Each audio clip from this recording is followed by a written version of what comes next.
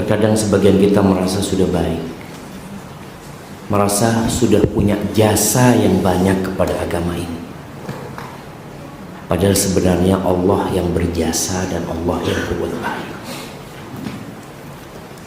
Maka bersyukurlah kepada Allah atas nikmat hidayah yang Allah berikan, yang tidak semua orang dapat meraihnya. Bahkan anak Nabi pun nggak dapat hidayah kalau Allah nggak mau kasih.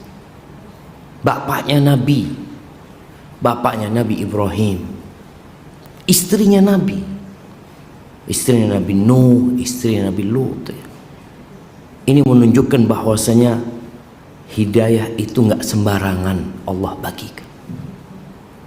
Maka kita bersyukur kepada Allah, dan kita juga nggak boleh berhenti berdoa meminta hidayah kepada Allah. Bisa kita bayangin ya, dari sejak kita tahu, faham, kita mengatakan ihdinas siratal mustaqim tiap hari minimal itu 17 kali. Terus kita baca. Allahumma salli wa sallim ala abdika wa rasulika sayyidina wa maulana Muhammadin wa ala alihi wa ashabi ajma'in. Amma ba'd. Ahibati fillah, sebagian orang lahir langsung merasakan kasur yang empuk, langsung merasakan sejuknya AC di rumahnya,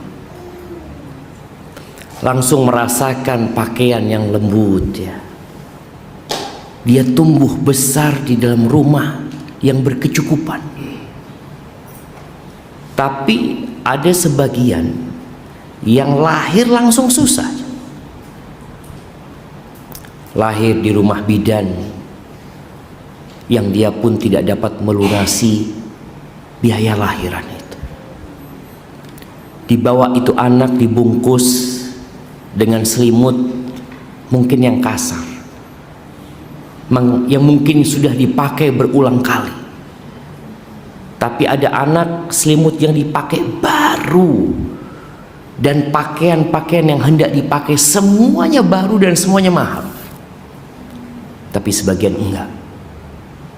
Kita dapat melihat dengan mata kita sendiri apa yang terjadi di muka bumi ini. Setelah anak-anak itu besar, kita juga melihat adanya perbedaan. Ada yang naik mobil mewah, ada yang sekolah diantar dan dijemput, supir yang mengantar, supir yang menjemput, bahkan dibukakan pintunya. Ada yang harus berjalan kaki, ada mungkin yang naik sepeda, yang kadang-kala rantainya lepas ya, dia naik sepeda, dia perbaiki lagi. Apa sebenarnya yang kita lihat ini jemaah? Allah Azza wa Jalla berfirman di surat Al-Isra ayat 18 sampai 21. Allah mengatakan, man kana yuridul ajilah, barang siapa yang ambisinya adalah dunia, al-ajilah ini yang cepat, kenikmatan yang cepat itu di dunia. Kita kerja pagi sore dapat hasil langsung. Kita jual barang, dibeli sama orang, langsung dapat keuntungan. Akhirat enggak. Berapa tahun kita bekerja dan kita tidak melihat hasilnya. Kita sholat zuhur, berapa kali kita sudah sholat zuhur? Emangnya yang pulang sholat zuhur pulang bawa fulus? Alhamdulillah. Musola apa namanya ini? Musola apa? Darus Sa'adah. Pulang dari Darus Sa'adah 100.000, alhamdulillah. Tidak ada jemaah. Bertahun-tahun sholat di sini antum nggak pernah dapat hasil. Ramadan kemarin, sebulan kita puasa, sebulan kita sholat malam, berulang kali kita menghatamkan Al-Quran. Dapat sesuatu kita yang kita rasakan, yang bisa kita bagikan, yang kita bisa gunakan untuk membeli sesuatu? Enggak ada. Maka dunia ini disebut al-ajilah, sesuatu yang segera. Barang siapa yang ambisinya adalah sesuatu yang segera, dunia ini, Kata Allah, ajjalna lahu fiha ma nasha'u liman nurid. Kita akan segerakan di dalam dunia ini balasan buat mereka apa yang mereka inginkan bagi yang kita maui. Makanya kadang-kadang kita ngelihat ada orang ambisinya dunia tapi tetap miskin. Jadi bukan berarti orang kaya itu ambisinya dunia, enggak. Boleh jadi ada orang miskin tidak sugih-sugih kepingin sugih dia, cuma sampai mati tidak kaya. Orang yang ambisinya dunia terakhir ya apa? Tsumma ja'alna lahu jahannam yaslaha madhmuman madhur. Kemudian di akhirat nanti kami jadikan neraka jahanam tempat dia. Dia akan penuh kehinaan dan menyesal. Kenapa? Karena dia hanya menginginkan dunia. Semua pekerjaannya dihitung sama fulus, waktunya dihitung sama fulus. Makanya sampai ada istilah di barat itu apa? Time is money. Karena mereka cuma itu yang dicari. Yang dicari dunia, yang dicari fulus. Sehingga mereka tidak mau membuang-buang waktu mereka kecuali kalau ada manfaat duniawi. Makanya kayak duduk kajian ini, dapat apa untuk duduk kajian? Terus ngantuk, kesel. Nah, tapi kita duduk ya. Wa man aradal akhirah. Tapi barang siapa yang ambisinya adalah akhirat, dia cari akhirat. Wa sa'alaha sa'yaha. Ingin akhirat dan dia berusaha, berupaya jalan menuju ke akhirat. Karena ada orang ambisinya akhirat, jalannya salah. Orang yang punya ambisi akhirat, jalannya harus benar. Maka Allah tetapkan berambisi akhirat dan dia berupaya di jalan yang sudah Allah tetapkan, wa huwa mu'min, dengan catatan dia orang beriman. Karena kalau kita ngelihat orang tidak beriman berbuat baik, Ustaz dia berbuat baik loh Ustaz. Kadang-kala ada orang non muslim itu di bulan Dzulhijjah kurban loh jemaah. Ada yang kurban sapi, kurban apa? Tanya, kenapa Bapak kurban? Senang saja saya. Tidak ada iman. Tapi kalau dia beriman, faulaika kana sa'yuhum masyhur. Maka orang-orang yang ambisinya akhirat dan jalannya benar, dia beriman, maka Allah akan beri ganjaran yang banyak atas amalan mereka yang sedikit. Jamaah, apa sih yang kita kerjakan dalam hidup ini jamaah? Kalau bicara sholat yang 5 waktu itu berapa menit? Bandingkan ya, antum bekerja cari dunia itu 8 jam biasanya orang. Cari akhirat kita berapa jam? Nggak banyak. Tapi ternyata kita melihat saudara-saudara kita yang muslim tidak sholat. Dia kuat, sabar, tabah, bekerja di pinggir jalan. Kadang-kadang ngaspal jalan dia jamaah. Panas jemaah. Sholat di musola ada AC-nya, nggak sholat. Kenapa jemaah? Sesuatu yang ringan jadi berat. Ambisi lagi. Orang kalau ambisinya akhirat, gunung dia daki. Nanti kurban nih, antum melihat orang-orang yang ambisinya akhirat, dia akan berusaha mengorbankan yang terindah yang dia miliki. Kita kalau korban cari yang paling mana yang paling murah, bagus, gemuk, murah. Kape kayak ngono jamaah. Kita kepingin seperti. Tapi orang yang subhanallah, yang ingin yang terbaik, dia akan tanya mana yang paling bagus di sini. Dia bertanya mana yang paling bagus di sini. Jangan tanya mana yang paling mahal. Tapi ada iklan di Saudi itu jamaah. Kami yang paling bagus, karena kami yang paling mahal. Jadi antum nggak apa-apa tanya mana yang paling mahal di sini. Karena nilai atau pahala Allah berikan sesuai dengan pengorbanan antum. Nggak sama orang yang mengorbankan sesuatu yang biasa-biasa dengan orang yang mengorbankan sesuatu yang spesial. Nabi Ibrahim mengorbankan apa? Anak satu-satunya waktu itu, Nabi Ismail. Korbankan sudah. Padahal nunggu Nabi Ibrahim nunggu anak itu 86 tahun ya.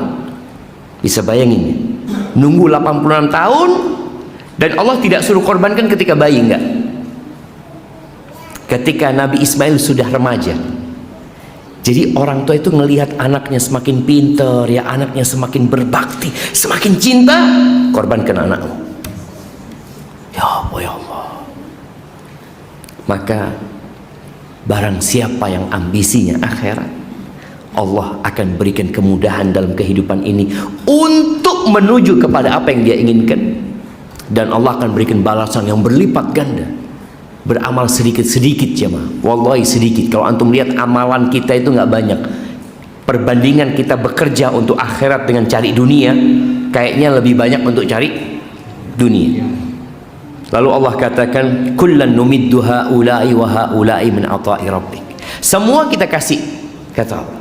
Orang yang ambisinya dunia, kita kasih dunia. Orang yang ambisinya akhirat, kita kasih dunia juga. Makanya kita lihat Nabi Sulaiman, Masya Allah, Allah jadikan kekayaan buat beliau, bahkan kerajaan yang tidak akan ada yang menyaingi setelah beliau. Fir'aun, Allah kasih juga. Supaya kita tahu bahwa nilai dunia ini kecil di hadapan Allah Azza wa Jalla. Allah bagi-bagikan kepada semuanya. Jadi jangan berpikir antum kalau saya semakin soleh berarti saya semakin kaya. Enggak jemaah. Kadangkala yang di soft pertama itu malah fulusnya sedikit. Yang fulusnya banyak di soft mana? Masbuki terakhir gitu. Artinya kita melihat ternyata tidak selalu orang yang soleh itu Allah berikan dunia, tapi Allah bagikan. Makanya jangan sampai dunia itu menjadi ukuran. Karena Allah sebutkan yang beriman aku kasih, yang kafir aku kasih, kata Allah. Wa ma kana ata'u rabbika mahdzura. Pemberian Allah itu nggak ada yang larang, nggak ada yang bisa ngelarang. Makanya jangan pernah protes dengan pemberian Allah. Kenapa sih Allah? Iki tonggo dak pernah anak masjid ya Allah. Montore anyar meneng. Anak masjid terus dak ganti-ganti terus. Mungkin sebagian berpikir kan, kenapa? Enggak. Jangan pernah kita protes karena Allah memang membagi dunia kepada semuanya. Sampai dalam sebuah hadis dikatakan oleh Nabi alaihissalatu wassalam, innallaha yu'tid dunya man yuhibbu wa man la yuhibbu. Allah membagikan dunia ini kepada orang yang Allah cintai dan kepada orang yang Allah tidak cintai. Seperti yang ayat tadi kita baca. Wala yu'til iman illa man yuhibbu. Tapi Allah tidak memberikan keimanan kecuali kepada orang yang Allah cintai. Jadi semakin banyak harta antum, jangan merasa Allah cinta. Enggak. Ada yang lebih buruk dari antum, lebih kaya dari antum. Kemudian Allah mengatakan dalam ayat yang kita baca ini, unzur, kita disuruh merenungkan, kita disuruh melihat, kaifa faddalna ba'dahum ala ba'd. Bagaimana kami memberikan kelebihan kepada sebagian mereka lebih daripada yang lain. Itu Allah yang bikin jemaah. Kayak di rumah ini kita lihat ada yang rumahnya besar, ada yang rumahnya biasa, ada yang rumahnya mungkin kecil, macam-macam. Kalian lihat. Ternyata Allah membuat adanya perbedaan di antara manusia dalam urusan dunia ini. Allah mengatakan walal akhiratu akbaru darajatin wa akbaru tafdila. Di akhirat itu derajatnya lebih besar, karunia Allah juga lebih besar. Tapi pertanyaannya sekarang, apa sikap kita kalau melihat orang lain lebih dari kita? Apa jemaah? Sebagian kita kepingin, kok iso ya, Masya Allah. Sebagian kita hasud, iri. Kalau lihat kawannya naik motor baru, mudah-mudahan tabrakan. Mungkin ada orang yang iri jemaah. Kalau enggak mudah-mudahan hilang, mudah-mudahan apa? Banyaklah. istrinya Imran. Ini sikap yang benar ya. Kalau kita melihat ada orang lebih dari kita, lebih itu bisa jadi dalam urusan dunia atau lebih dalam urusan akhirat. Urusan dunia ngelihat fulan, masya Allah, fulan wis hafal 20 juz, padahal umurnya sama anak. Anak baru juz amma. Itu kelebihan. Kita ngeliat fulan, masya Allah, fulan iso jadi imam ya. Aku kok nggak bisa. Dengar fulan, alhamdulillah, fulan insya Allah tahun 1444 ini mau berangkat haji. Loh, oleh duit itu kondi deh. Kita kadang-kadang lihat dapat fulus dari mana nih bisa berangkat haji. Enggak, kita melihat ketika orang lain dikasih kelebihan dalam urusan akhirat, apa sikap kita? Begitu pun dalam urusan dunia. Kata Allah, wala tatamannau ma faddalallahu bihi ba'dakum ala ba'd. Kalian jangan hasud, kalian jangan mengharap nikmat yang Allah berikan kepada orang lain, yang Allah muliakan orang itu daripada orang lainnya. Jangan. Terus minta sama Allah. Yang ngasih mereka siapa? Allah. Kan Allah sudah sebutkan tadi, pemberian Allah itu nggak ada yang bisa melarang. Jadi engkau jangan pernah protes, kenapa fulan dikasih ini aku enggak. Engkau minta sama Allah. Kenapa engkau nggak minta? Was'alullaha min fadli, mintalah karunia dari Allah subhanahu wa ta'ala. Tinggal minta.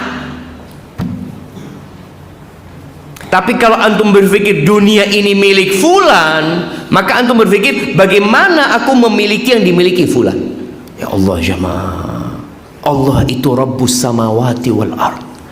Makanya istrinya Imran, kembali kepada istrinya Imran, disebutkan oleh Ibnu Katsir dalam tafsirnya, istrinya Imran ini sudah tua, dia nggak bisa punya anak, dia mandul jemaah. Dia ngeliat burung lagi ngasih makan anaknya, burung lagi ngasih makan anaknya, langsung dia doa, ya Allah, kepingin anak, ya Allah, anak minta ya Allah kasih rezeki anak. Dia ngeliat burung nih ya, Allah berikan kemuliaan kepada burung aja, Allah kasih anak. Dia langsung minta sama Allah. Subhanallah, suaminya menghubungi hamil jamaah. Nama istri Imran itu kalau nggak salah Hana binti Fadoga, hamil. Baik. Ketika antum melihat orang diberi kelebihan dunia dan antum minta, untuk apa antum minta? Karena ketahuilah dunia ini tempatnya bala. Boleh jadi yang antum minta jadi bala buat antum. Apalagi yang namanya harta. Harta itu ada efek sampingnya. Apa efek sampingnya harta jemaah? Sombong, kikir, kemudian harta itu menimbulkan keributan. Antum lihat ya, dua orang syirkah, partner, yang mulai dari nol, mulai dari nggak punya, ya biasanya solid jemaah.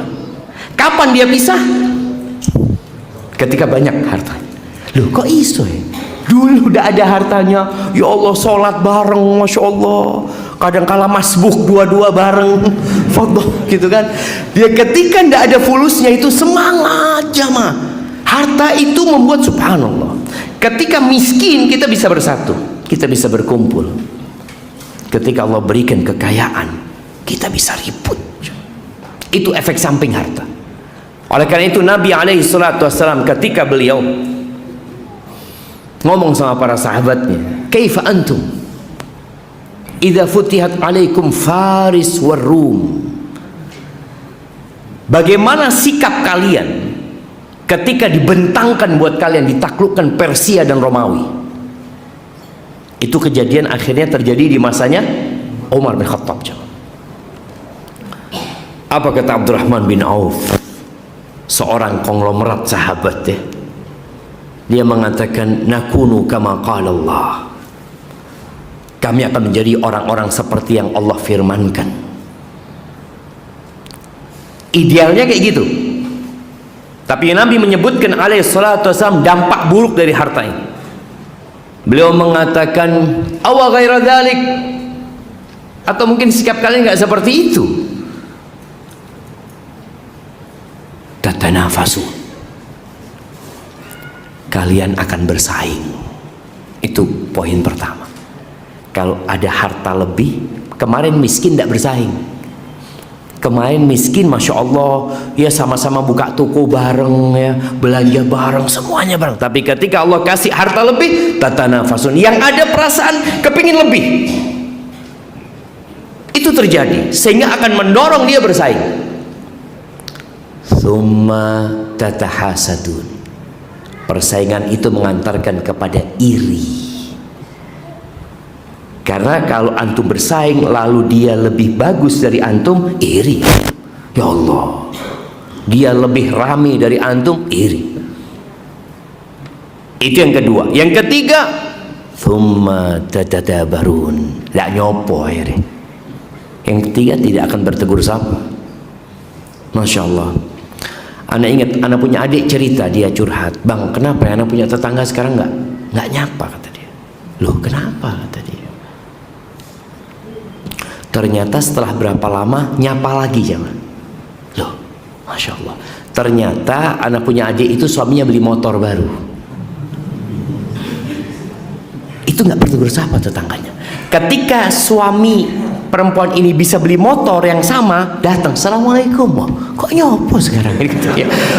Oh ternyata tadi penyakitnya harta tadi, mengantarkan kepada bersaing, hasad, tidak bertegur sapa. Tsumma tatabaghadun, kemudian kalian akan saling bermusuhan. Itu dampak negatif dari harta. Makanya ketika antum minta harta, minta sesuatu nikmat dunia, niatkan untuk akhirat tetap. Itu istrinya Imran, ketika tahu-tahu dia hamil, zaman dia berdoa setelah melihat burung memberikan makan kepada anak-anaknya, dia memohon kepada Allah dan Allah berikan anak kepada dia. Lalu dia berkata, Rabbi inni nazartu ma fi batni muharraran. Aku bernazar ya Allah, anakku ini aku akan jadikan pelayan di Masjidil Aqsa. Bayangin jangan. Jadi antum ketika punya anak atau kepingin punya anak, tujuan antum apa? Ini ibu langsung mengatakan ke nazar ya Allah. Dia bernazar anaknya jadi pelayan, lepas tangan, ibunya merasa tidak memiliki. Makanya ketika lahir langsung dirawat oleh siapa? Nabi Zakaria. Sudah, karena dia bernazar. Maka tolong ketika antum minta dunia, niatkan buat akhirat. Ketika antum kepingin mobil, kenapa antum pengen mobil? Ya Allah, CAPE mobilnya, kepingin. Kalau sekedar untuk bergaya, maka efek samping buruknya akan datang kepada antum. Orang itu kemauannya tidak ada batasnya, insyaallah. Maka niatkan buat akhirat. Baik, selesai itu. Lahir akhirnya Maryam. Ketika lahir tidak sesuai dengan yang diinginkan ya. Harapan ibunya ketika dia bernazar itu anaknya laki. Ketika lahir perempuan ternyata. Qalat Rabbi inni wada'tuha untha. Ya Allah, ternyata perempuan yang aku lahirkan ya Allah. Wallahu a'lamu bima wada'at. Allah lebih tahu dengan apa yang dilahirkan. Dan walaysa dzakaru kal untha. Laki-laki nggak sama dengan perempuan. Urusan untuk berkhidmat di masjid ya, tentunya laki-laki lebih bebas. Perempuan ada masa datang bulannya. Ada hal-hal yang, tapi ya sudah, bernazar, dirawat oleh Nabi Zakaria.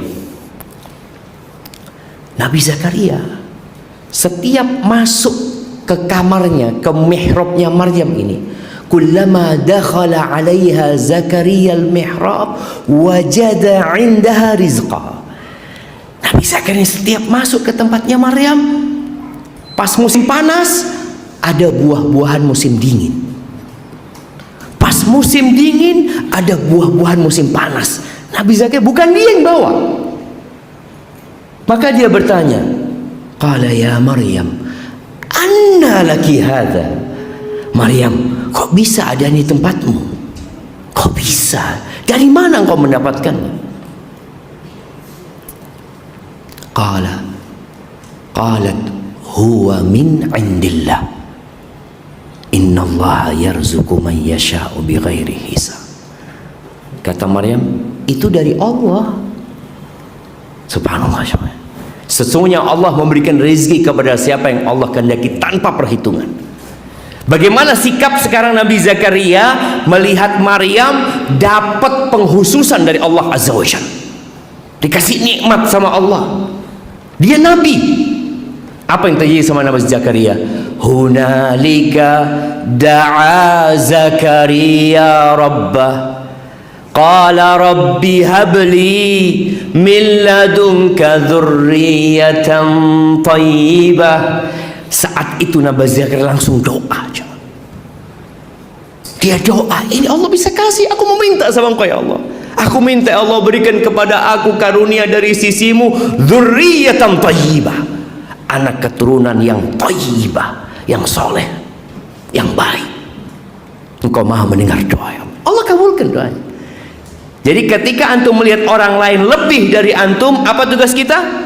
Minta sama Allah. Minta, doakan supaya Allah berkahin orang yang dapat nikmat itu. Antum nggak perlu meminta nikmat itu pindah ke antum, nggak perlu. Allah punya lebih banyak dari itu. Maka semoga dengan seperti itu kita lebih bersyukur kepada Allah Azza wa Jalla.